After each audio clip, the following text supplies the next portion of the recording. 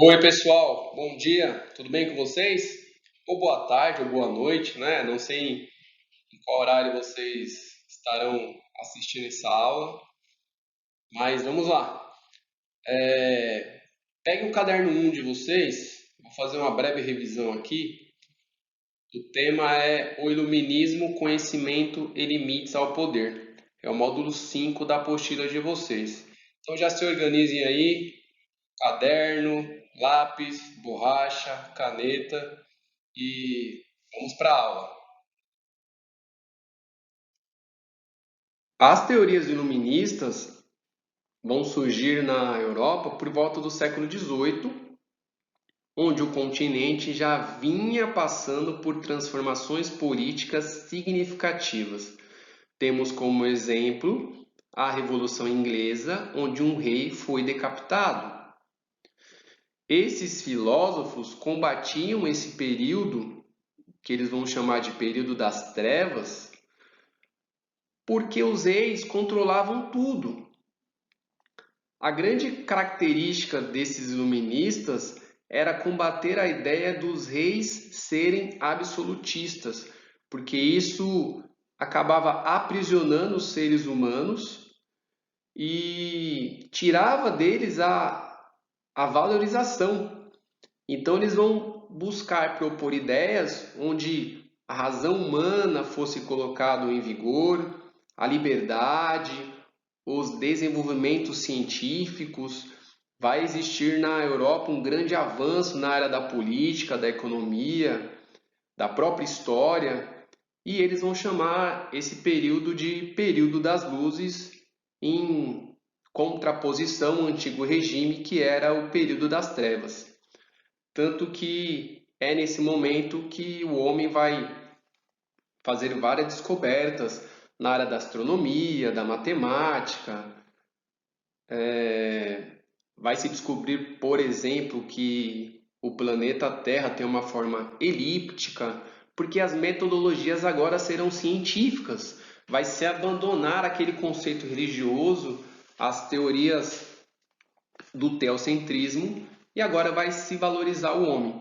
Isso fica muito claro nesse slide que vocês estão vendo aí. A mesma imagem está na página 169 da apostila de vocês, que retrata a capa da enciclopédia. A enciclopédia era um livro criado por esses filósofos iluministas, por vários deles, que era dividido em verbetes. Não era apenas um livro, ele ia da letra A todo o alfabeto, e ele trazia instruções, conhecimentos. Então, na apostila de vocês, por exemplo, vocês têm a imagem de uma fábrica, de uma oficina, no caso é uma oficina, de instrumentos musicais.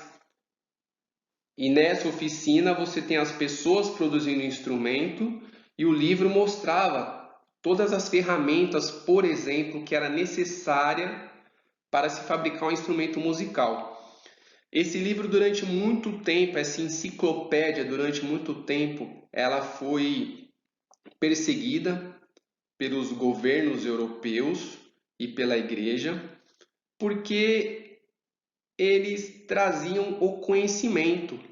E quanto mais a população tivesse conhecimento, mais difícil ficaria tanto para governo quanto para a igreja manipular essa população e colocar ela sobre o seu julgamento. Então, a enciclopédia é considerado o livro do conhecimento humano. Que fique bem claro para vocês que esses iluministas não eram contra a monarquia. Muitos deles entendiam que o monarca, o rei, não era um problema. O problema era essa monarquia ser absolutista, essa ingerência religiosa que era muito comum. Imagina vocês se em nosso país quem estivesse no governo colocasse sobre vocês a obrigação de seguir a mesma religião do nosso governante. Isso era muito comum na Europa. Isso gerava as perseguições religiosas. Eles condenavam também a questão do direito religioso, divino que o rei possuía. O rei ser considerado um deus na terra. Então, dessa forma, o que eles defendiam? Uma liberdade individual de cada ser humano, essa questão da propriedade privada. Lembra que nós abordamos que não existia separação entre o bem que era do rei e o bem que era do Estado? Tudo pertencia ao rei. Se a gente for voltar lá atrás, vamos lembrar do rei Luís, francês, chamado de Deus Sol, onde ele falava: o Estado sou eu. Então não existia nem a separação do que era público, do que era privado. Então ele defendia uma relação onde as leis teriam que servir tanto para o monarca quanto para a população que não fazia parte dessa monarquia ou não fazia parte da nobreza. Então essa era a questão de defesa dos iluministas e o combate que eles tinham ao longo da história. Agora vou abordar com vocês alguns pensadores iluministas, os considerados mais importantes. Então eu vou trabalhar com vocês o Voltaire, Rousseau, Montesquieu e John Locke, que é o que vocês estão vendo aí na tela.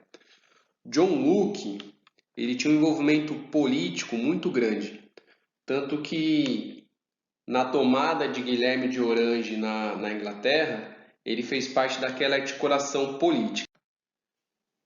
Ele defendia que o poder político, um governante, ele tinha que estar no seu cargo, mas através do desejo da população.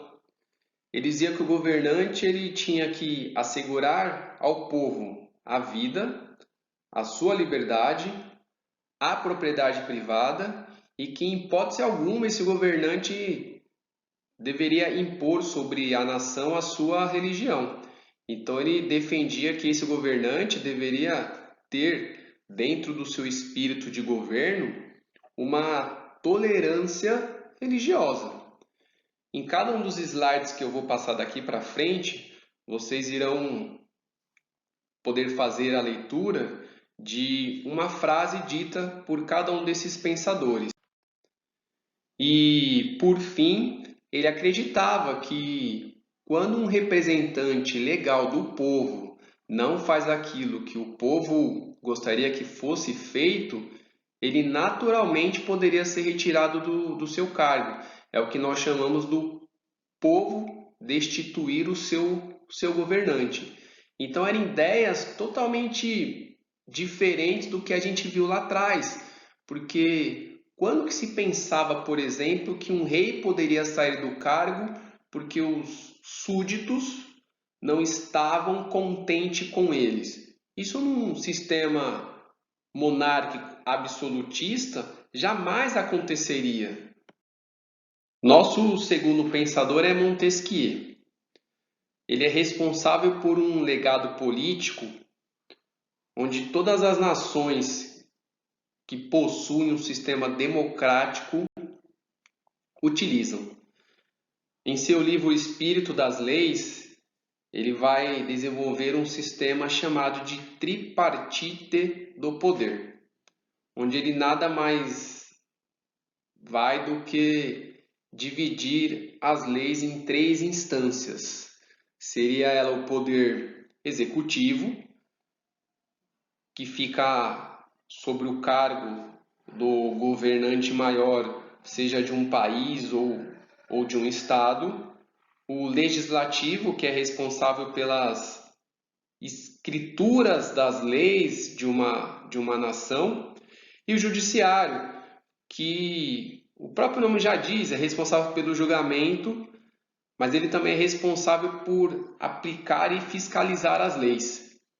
Esse sistema ele foi criado para combater os poderes dos reis absolutistas, porque havendo a divisão dos poderes, e ele vai deixar bem claro, Montesquieu deixa bem claro, que esses poderes são separados, independentes, e cada um deles seriam fiscalizados um pelo outro.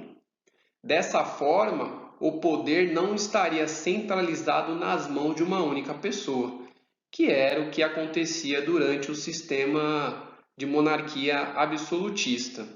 E esse sistema ele é utilizado no Brasil, por exemplo.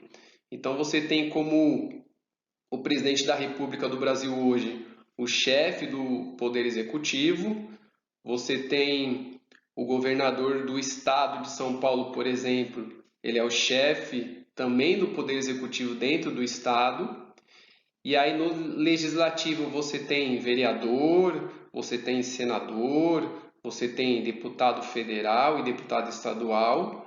E o judiciário você tem os tribunais, o Superior Tribunal Federal, por exemplo, faz parte do Poder Judiciário. Então, um sistema que foi criado por ele e que o nosso país utiliza, mas não apenas o nosso país, mas várias outras nações que possuem um sistema democrático.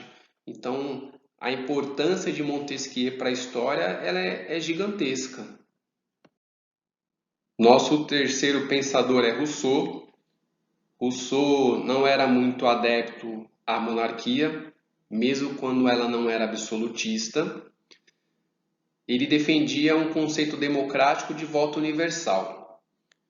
A gente está falando de um momento onde a mulher, por exemplo, não tinha direito a voto, os mais pobres não tinham direito a voto, o voto era um privilégio das elites. Para que o conceito dele de contrato social funcionasse, o voto teria que ser universal. O que era o contrato social? Era um conceito onde o Rousseau dizia que o governante, para chegar ao cargo maior de uma nação, deveria ser escolhido pelo povo. Então existiria um contrato entre o governante e o governado. E quando esse governante fizesse algo que não era bom para o povo, como foi o povo responsável por colocá-lo em seu cargo, o povo poderia retirá-lo. Então, dessa forma, não teria como o governante agir de forma tirana diante do seu povo. Forma tirana seria agir de forma absoluta, seria punir o povo de alguma forma quando ele se levantasse contra o governo. Ele dizia que no processo eleitoral a vontade geral é soberana. Então, em muitos casos, aquele que assume o cargo não é a pessoa que uma outra, em algum momento, gostasse que a pessoa assumisse o cargo. Isso é muito comum nas eleições atuais. Isso é muito comum. Mas um processo democrático vence o desejo da maioria. Como existe também esse contrato social, o fato de você ter escolhido o seu representante, o seu governante naquele momento, não quer dizer que lá na frente você possa mudar de ideia e não querer que ele esteja mais naquele cargo. E aí, como esses pensadores iluministas estão combatendo o absolutismo, sem o absolutismo, a população poderia se manifestar contra o seu representante, porque esse contrato social, no caso, funcionaria perfeitamente. O último filósofo que vamos tratar agora é Voltaire. Ele tem uma frase que é muito presente nos dias atuais, ou deveria ser muito presente nos dias atuais, que é essa que vocês estão lendo aí. Posso não concordar com nenhuma palavra que você diz, mas defenderei até a morte o direito de você dizê-las. Isso é uma frase que nos remete a uma total liberdade de expressão, que é o principal conceito desse pensador. Ele dizia que todo ser humano tem que ter a liberdade de raciocinar, expor as suas ideias e não ser punido por isso, porque é de fato as ideias diferentes que faz com que novos conceitos de pensamento existam. Ele combatia veemente a religião, a questão da intolerância religiosa, não em si a religião, né? Porque se ele defendia uma liberdade de expressão, isso vai entrar também na tolerância religiosa, o conceito da pessoa poder possuir uma religião diferente da outra. Também é um conceito de liberdade de expressão. E por fim, criticava absolutismos dos reis, porque os reis censuravam as pessoas, censuravam mandando prender, censuravam expulsando as pessoas do país, censuravam com a morte. Isso era muito comum. Então, para um homem que defendia a total liberdade de expressão do homem, não haveria como ele estar ao lado das monarquias absolutistas, não haveria como estar ao lado da igreja da época que queria impor sobre a sociedade o pensamento dela. A partir do momento que a igreja impõe o pensamento dela, não existe liberdade de expressão, não existe liberdade de pensamento, não existe a liberdade de senso crítico. Então era um filósofo que era muito mal visto pelos monarcas e pelos membros de alto cargo da igreja da época. O nosso último filósofo é Adam Smith. Esse é voltado à economia. Ele não trata precisamente da política, mas ele também trata da economia do antigo regime, do sistema monárquico. Ele combate o mercantilismo, o protecionismo, tudo aquilo que a gente já estudou. Ele defende que isso não é o que vai trazer riqueza às nações. Tanto que o mercantilismo ele era uma teoria que, para a nação ser rica, ela teria que ter o metal preso em seu país. E a gente chegou a estudar que algumas nações gastaram esse metal porque tinha que comprar produtos de outras nações e acabaram ficando pobres. Então ele defendia que, na verdade, a livre concorrência, o comércio aberto para todos, era o que definiria a riqueza das nações. Dessa forma, ele também era contra a intervenção do Estado na economia. Nós estudamos lá atrás que os reis interviam de maneira bem presente na economia do país, dizia o que as colônias iriam produzir, dizia o que a sua nação produziria, a quantidade, para quem iria produzir. Ele é totalmente contra isso, porque ele diz o seguinte, ele diz que o que vai trazer riqueza às nações, na verdade, é a condição que ela tem de concorrer com outras nações e fazer lucro. Como que isso funciona? É dele a teoria que diz o seguinte: quanto mais produtos eu tiver no mercado, menor será o preço dele. E quanto menos produtos eu tiver no mercado, maior será o preço dele. A gente chama isso de lei da oferta e da procura, que vocês também já estudaram. Nessa relação, ele diz o seguinte, que o mercado se autorregula. O preço do produto é regulado pelo mercado. Vou dar um exemplo simples para vocês. Se vocês olharem na página 176 do caderno de vocês, vai ter lá uma gravura de uma pessoa vendendo capas de chuva. E o que fica claro ali para nós? Quando apenas uma pessoa vende essa capa de chuva num período de chuva, o valor dessa capa ela é bem elevado. Quando eu tenho várias pessoas vendendo o mesmo produto na mesma região, automaticamente o valor tem que abaixar. Porque se eu sou o vendedor dessa capa de chuva e eu vendo um produto a um valor muito alto, e o consumidor tem outras pessoas para comprar o produto, ela não vai comprar o meu produto, ela vai comprar de outras pessoas. Isso prova então que a teoria de Adam Smith de que o mercado se autorregula está correto e que a livre concorrência é fundamental para o comércio. E aí ele fala que a riqueza de uma nação ela vem do trabalho, ela não vem de barreiras de proteção. O que seria isso, esse trabalho? Vou dar um exemplo bem simples para vocês também. Vamos imaginar aí que eu, ou qualquer um de vocês, seja o produtor de batata. E eu vendo essa batata assim que eu colher. Dessa forma, eu vendo ela por um determinado valor. Se eu produzir essa batata e eu descasquei essa batata e vou vender já ela descascada, já vou impor sobre essa batata um outro valor na venda para você. Se eu produzir, colhi, descasquei e fritei essa batata, eu já vou vender ela por um valor muito maior. Então observe, eu tenho um valor na batata quando eu apenas estou colhendo e vendendo para vocês, Eu tenho um segundo valor quando eu colhi e descasquei, e eu tenho um terceiro valor quando eu colhi, descasquei e vendi ela frita para vocês.